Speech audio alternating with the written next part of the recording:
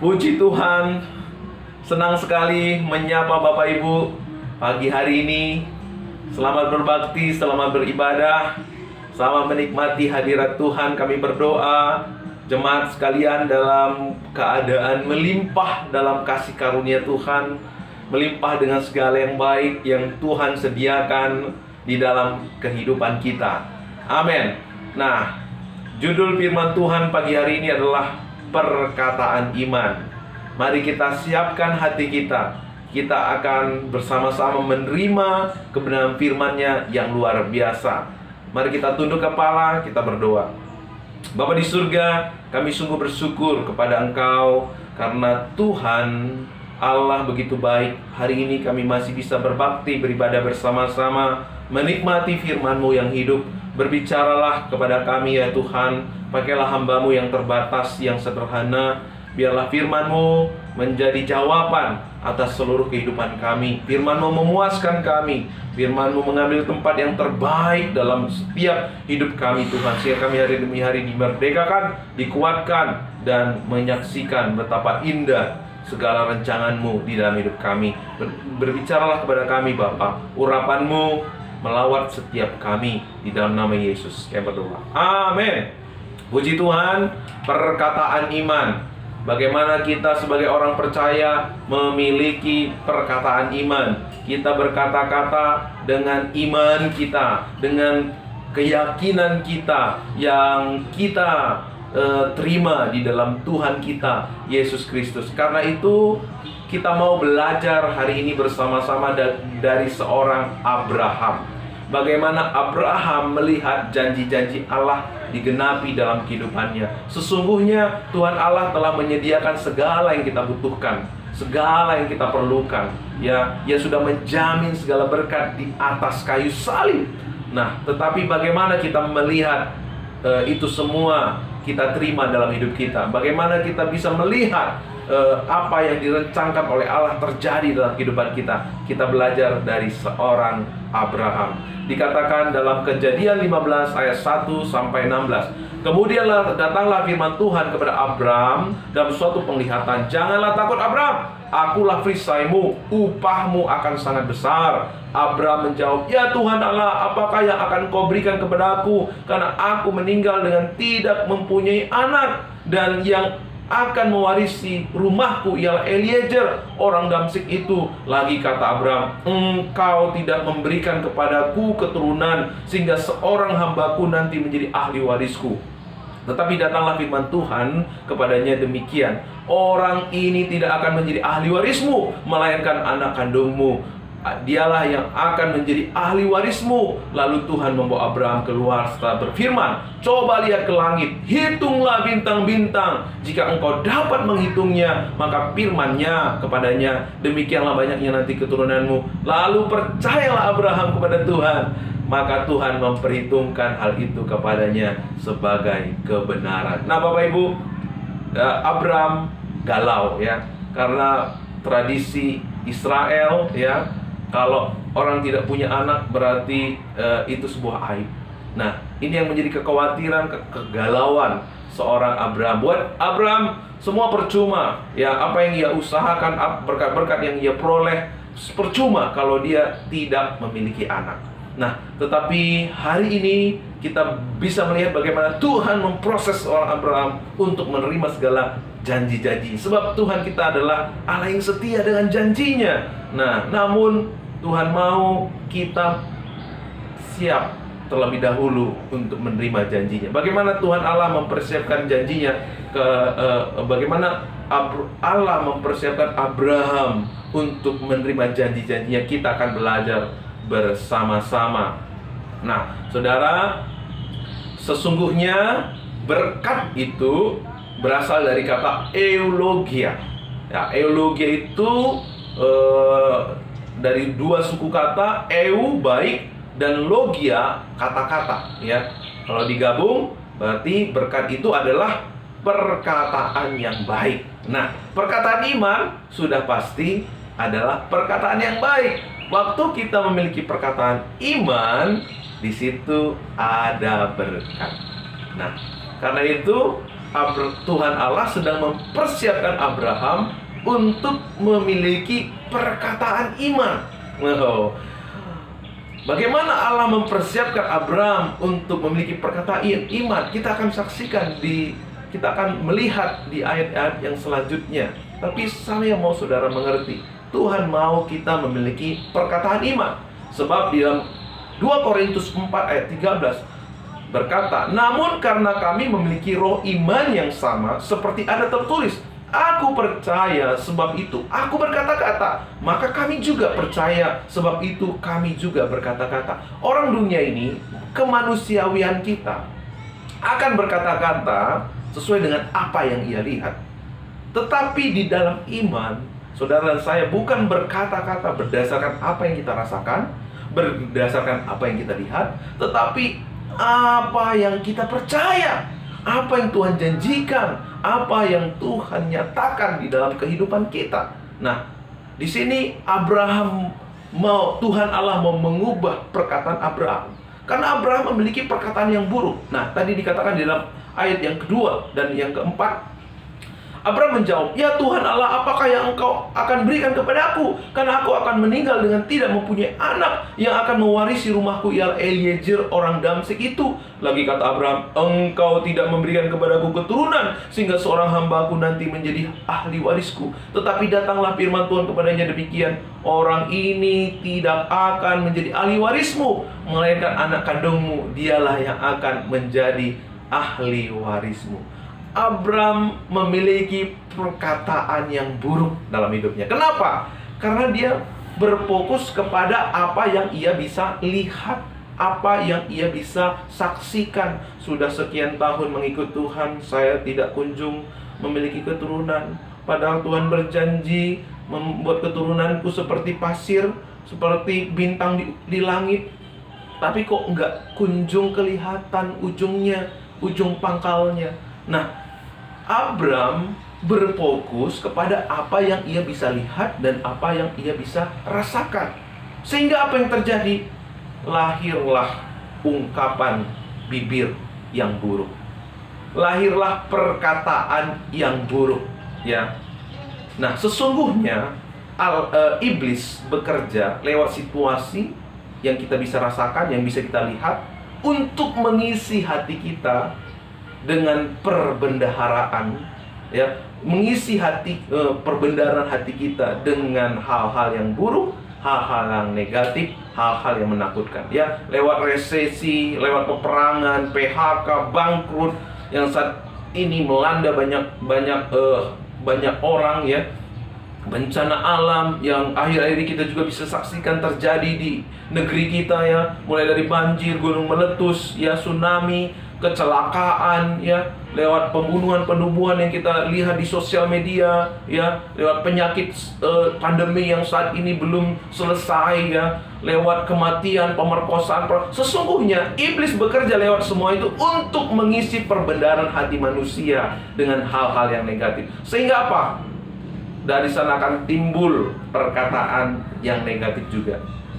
Apa yang dikatakan itu yang akan dipikirkan. Apa yang dipikirkan itu juga yang akan terjadi. Itu juga yang akan datang. Nah, karena itu ini adalah bukti Abraham tidak punya iman.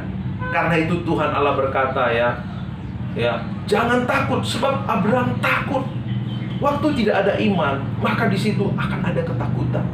Waktu kita berfokus kepada apa yang kita lihat dan apa yang kita rasakan, di situ akan timbul ketakutan, timbul kegalauan, timbul kegelisahan, timbul kekhawatiran. Nah, apakah Bapak Ibu saat ini mengalami hal yang sama dengan Abraham? Tidak ada perkataan baik buat Abraham. Yang ada adalah perkataan buruk. Kalau ada perkataan buruk, maka sesungguhnya tidak ada iman. Kalau tidak ada iman, berarti tidak ada kuasa yang bekerja. Maka yang akan hanya dialami oleh Abraham adalah hal-hal yang buruk saja. Karena itu ini tidak support buat Abraham untuk dia menerima janji Tuhan. Karena itu Allah akan mengubah Abraham, ya. apa yang akan dilakukan oleh Allah? Di dalam ayat yang kelima dikatakan, lalu Tuhan membawa Abraham keluar serta berfirman, coba lihat ke langit, hitunglah bintang-bintang. Jika engkau dapat menghitungnya, maka firman-Nya kepadanya, demikian banyaknya nanti keturunanmu. Jadi bagaimana Allah mengubah perkataan Abraham dari perkataan buruk kepada perkataan iman, kepada perkataan yang baik, dengan ia terlebih dahulu mengubah hatinya Abraham. Dengan cara apa Allah mengubah hatinya Abraham? Dengan mengisi perbendaharaan hati Abraham dengan janji Tuhan, dengan perkataan Allah, dengan firman Allah. Nah, hasilnya apa? Ayat yang ke-6, ya, lalu percayalah Abraham kepada Tuhan, maka Tuhan memperhitungkan hal itu kepadanya sebagai kebenaran. Haleluya. Jadi waktu Abraham mengisi hatinya dengan firman Allah, dari situ timbul iman, ya. Waktu timbul iman, apa yang terjadi? Abraham artinya dia berhak menerima janji Tuhan. Artinya Abraham berhak melihat berkat-berkat Tuhan dinyatakan di dalam hidupnya, ya. Jadi Allah mengubah hatinya Abraham terlebih dahulu dengan mengisinya dengan janjinya, dengan firman Allah itu sendiri. Nah, saudara, selanjutnya apa yang terjadi? Di ayat yang kelima, Kejadian 17 ayat 5 dan yang ke-15, ya. Di situ kita lihat Allah mengubah perkataan Abraham. Dengan cara bagaimana? Allah mengubah nama Abraham menjadi Abraham.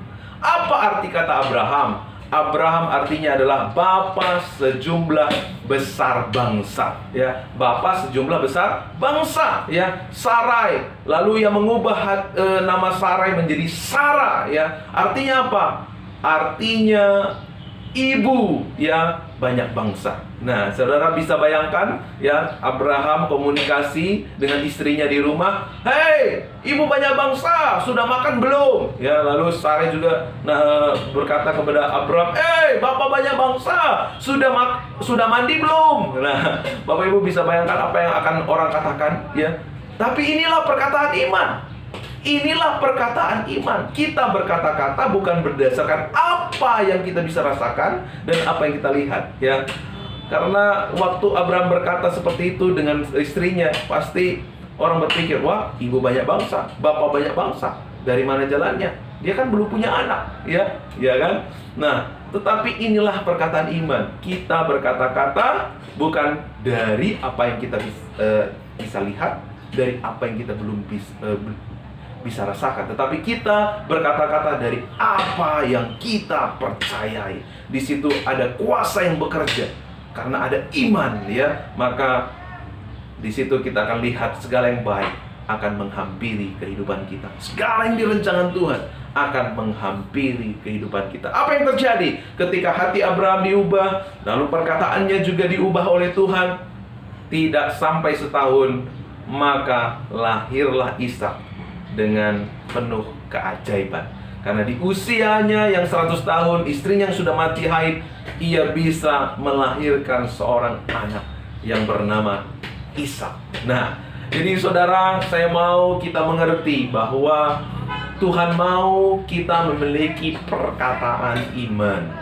Bagaimana caranya? Ubah hati kita, isi hati kita, biarkan firman-Nya memenuhi perbendaharaan hati kita, sehingga kita akan memiliki perkataan buruk. Meskipun situasinya buruk, meskipun yang kita mungkin bisa rasakan hal yang buruk, tetapi ketika kita berfokus kepada apa yang Tuhan katakan, ketika hati kita melimpah dengan segala yang baik yang Tuhan sudah nyatakan kepada kita, maka kita akan tetap memiliki perkataan iman. Ya, dalam Roma 10 ayat 17, jadi iman timbul dari pendengaran dan pendengaran oleh firman Kristus, ya. Waktu kita memperkatakan janji Tuhan, waktu kita memperkatakan hal yang baik, kita mendengar. Waktu kita mendengar, maka timbullah iman yang bekerja. Waktu ada iman yang bekerja, ada kuasa yang bekerja untuk kita melihat berkat-berkat, untuk kita melihat janji-janji Allah digenapi dalam kehidupan kita. Jadi jika hati kita isi dengan kebenaran, maka yang keluar dari mulut kita juga adalah kebenaran. Waktu kita mengatakan kebenaran, kita mendengar kebenaran. Waktu kita mendengar kebenaran, di situ lahirlah iman.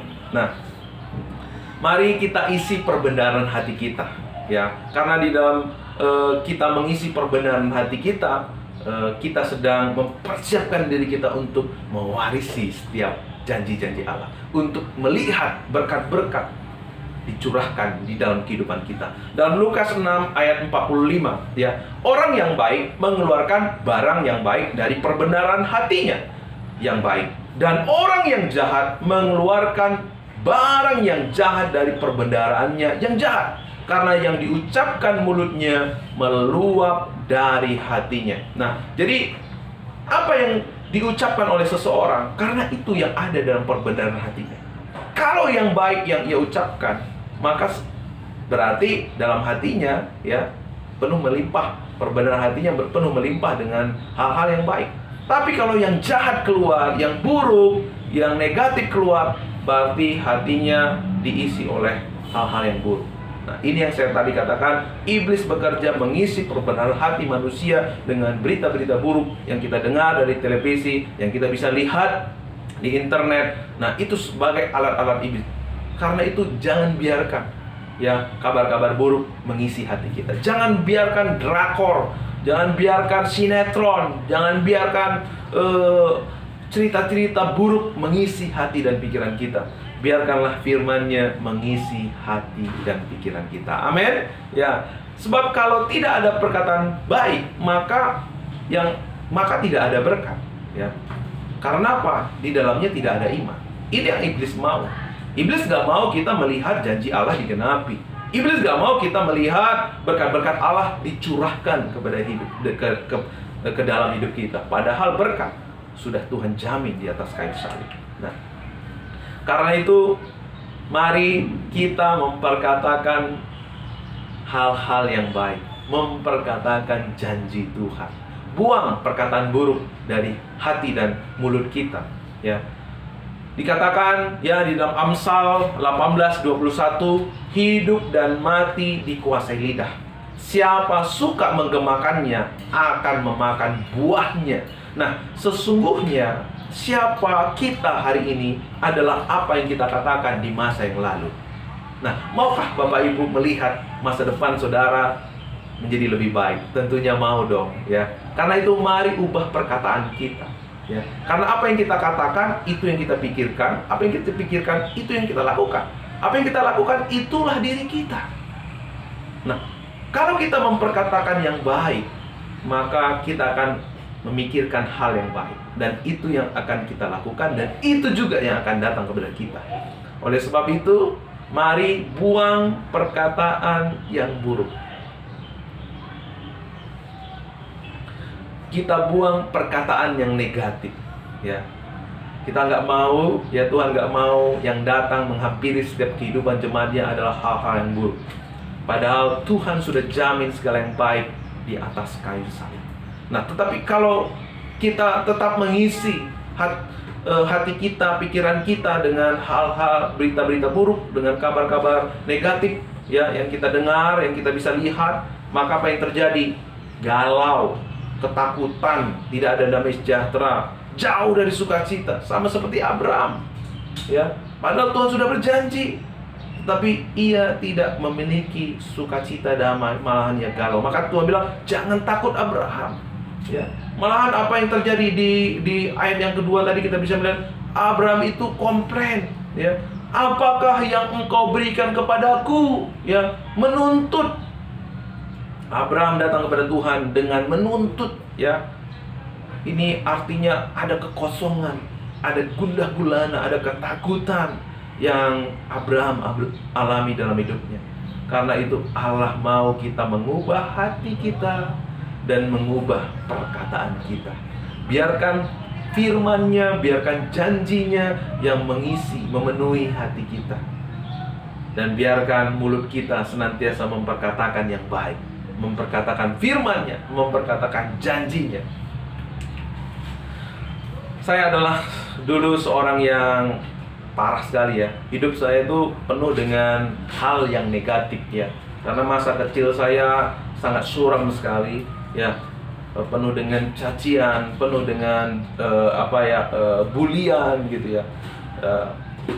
Sehingga saya waktu masuk sekolah teologi, saya penuh dengan hal-hal yang negatif ya. Suka suujon, orangnya baperan, sensitif, pemalu, grogian, bahkan juga tidak pinter-pinter amat ya, tidak sepinter teman-teman ya. Tetapi saya ingat ya, Bapak rohani saya mengajar saya untuk mengerti kehendak Allah, untuk mengerti apa yang Tuhan nyatakan, apa yang Tuhan janjikan. Lalu Bapak rohani saya selalu berkata, karena dia seorang Korea ya, seorang Korea, dia selalu berkata aja. Nah, aja itu artinya apa? Aku bisa ya, aku akan dimampukan gitu ya. Lalu kata yang kedua, fainting ya, dia mengajak untuk bercermin di kaca lalu berkata kepada diri sendiri aja gitu ya. Dan yang kedua ya, itu Miss musik ya, dia juga seorang Korea, dia selalu mengingatkan saya untuk melihat di kaca lalu fighting ya, fighting ya. Lalu itu yang selalu saya lakukan.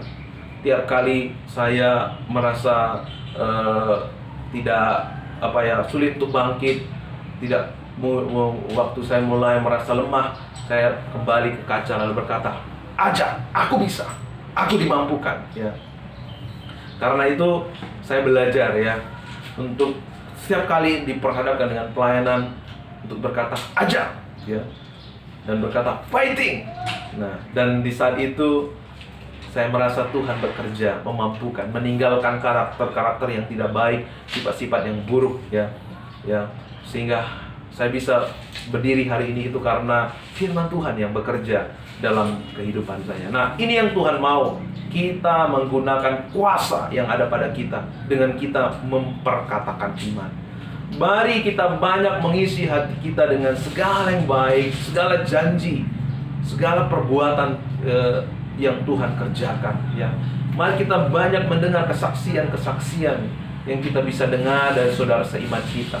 Mari bangun ya kehidupan iman kita dengan kita mengisi, merenungkan ya, membaca dan bahkan menghafal firman Tuhan.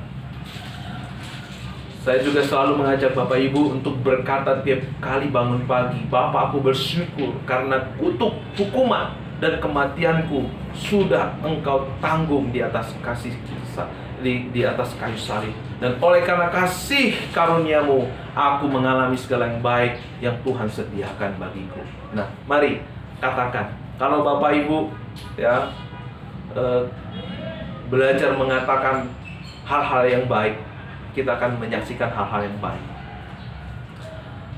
Katakan kepada keluarga kita dalam doa kita, keluargaku akan semakin indah dipakai Tuhan. Gerejaku akan semakin bertumbuh dan semakin indah dipakai Tuhan.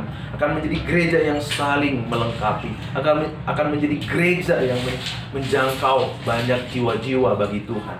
Ya, katakan, waktu Bapak Ibu mungkin merasa takut, ya, merasa gelisah, katakan firman-Nya, walau 1000 rebah di sisiku dan 10.000 rebah di sisi kananku, aku tidak akan goyah. Mari kita isi hati kita.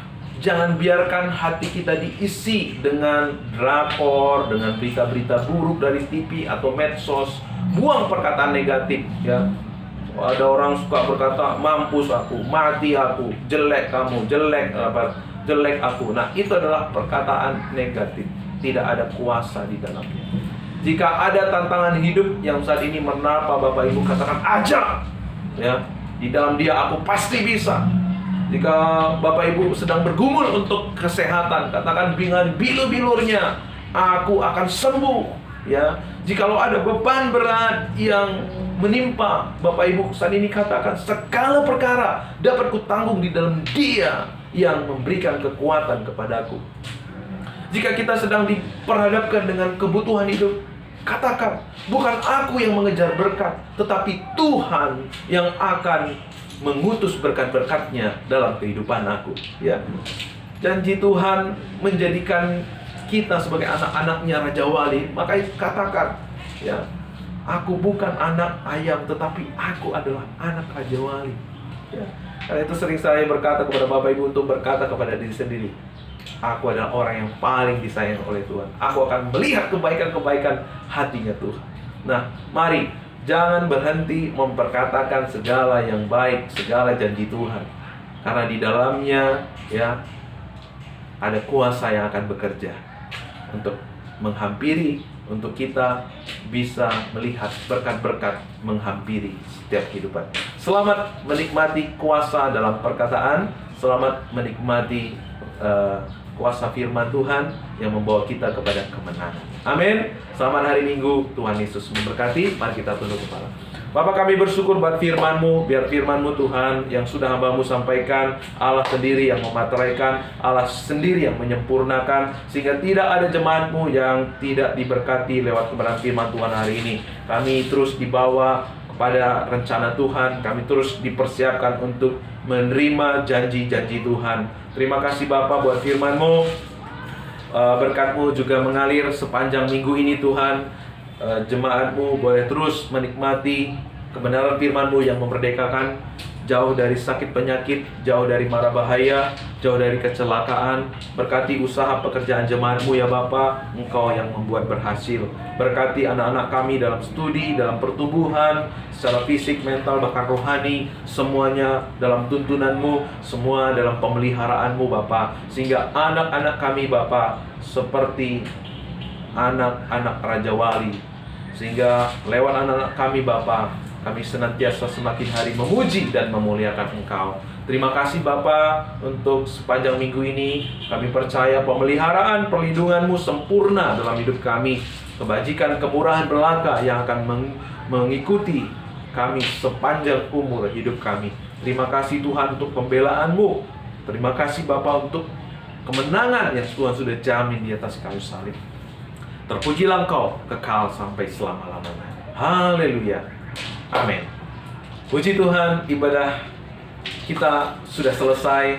Mari kita akan mengakhiri ibadah ini dengan kita mengangkat hati dan pikiran seluruh hidup kita arahkan sepenuhnya kepada Tuhan. Mari terimalah berkat Tuhan. Kiranya kasih dan anugerah, penyertaan, perlindungan yang sempurna dari Tuhan kita Yesus Kristus yang akan memampukan kita untuk menerima setiap janji, setiap yang baik yang Tuhan sediakan bagi kita. Dan damai sejahtera, sukacita surgawi melingkupi kita sekalian dari hari ini sampai selama-lamanya. Haleluya. Amin. Puji Tuhan, selamat hari Minggu. Tuhan Yesus memberkati. Amin.